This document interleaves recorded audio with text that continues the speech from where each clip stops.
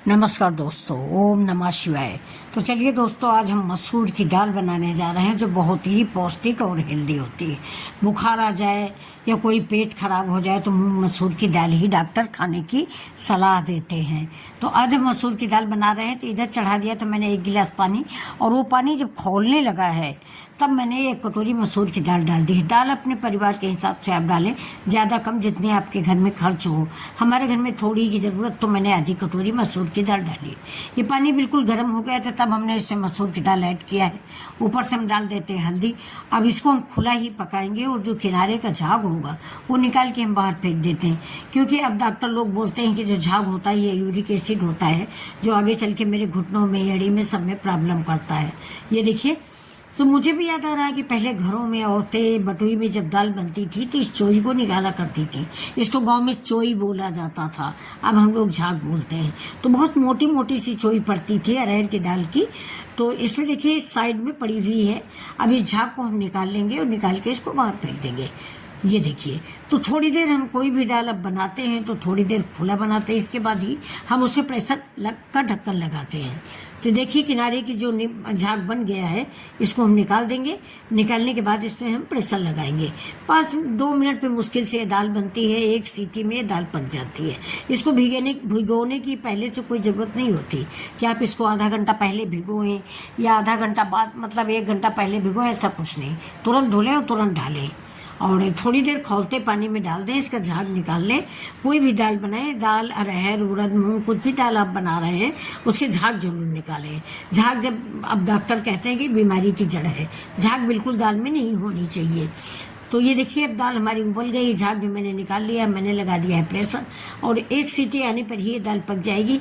अब ये सीटी कितनी आनी है ये आपके कुकर पर निर्भर करता है। आपका कुकर अच्छा है या 2-3 सीटी में दाल पकती है वो आप जानते होंगे। अभी मेरा कुकर नया आया है, इसलिए 1 सीटी में इसने दाल को पका दिया है। अब इधर चढ़ा दिया है मैंने पैन, और पैन में थोड़ा सा तड़का लगा देंगे। अगर आप तड़का नहीं चाहते तो आप सिंपल घी डाल के खाइए, बहुत ही दाल अच्छी लगती है। सिंपल ताज़ा घी डालिए और इस दाल को खाइए, बहुत ही अच्छी लगती है। पहले हम भी मसूर की दाल नहीं खाते थे, लेकिन अब जब से बना के खाने लगे तो बहुत ही अच्छी लगती है। अब देखिए, दाल में मैंने लहसुन डाला, तड़के में मैंने तेल डाला, तेल में जीरा डाला, लहसुन डाला और हींग डाली है। हींग का स्वाद इस दाल में बहुत अच्छा लगता है।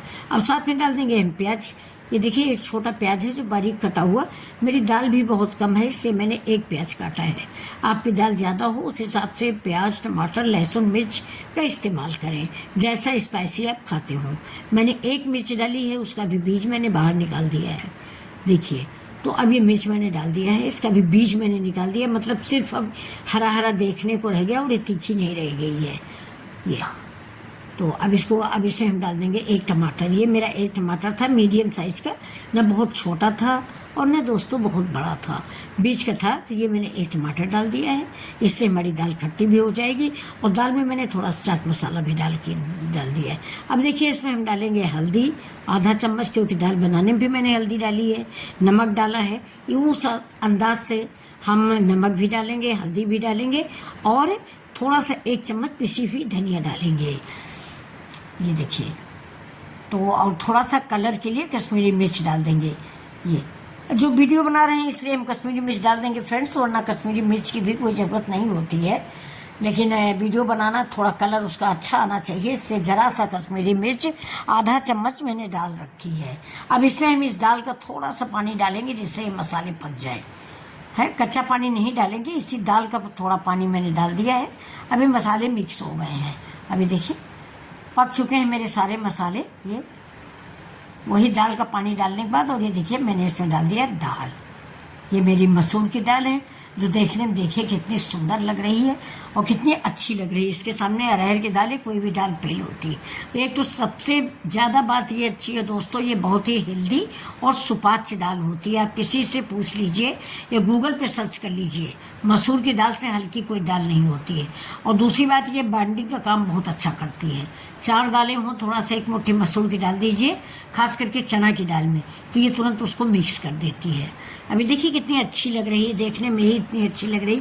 थोड़ा चाट मसाला डाल दिया है, थोड़ा टमाटर डाल दिया है, तो बहुत ही अच्छी हो गई है। अब उधर दोस्तों कुकर मैंने फिर से चढ़ा दिया है।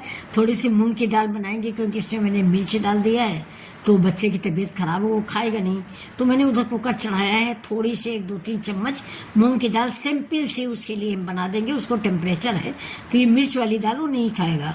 मैं उसके लिए दाल निकालना भूल गई। पहले मैं सोच रही थी कि इसी से कटोरी दाल निकाल लेंगे तो बच्चा के लिए हो जाएगी, लेकिन हम भूल गए और मैंने इसमें मिर्च मसाला डाल दिया।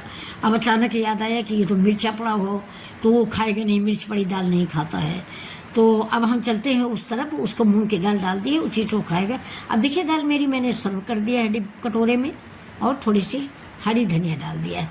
अब इस दाल को देख के आप लोग बताइए कैसी लग रही है। अगर अच्छी लग रही है तो प्लीज़ लाइक से सब्सक्राइब करें। ये छोटी सी मेरी रिक्वेस्ट है, इस पर आप लोग ज़रूर ध्यान दें, और ऐसे ही वीडियो के लिए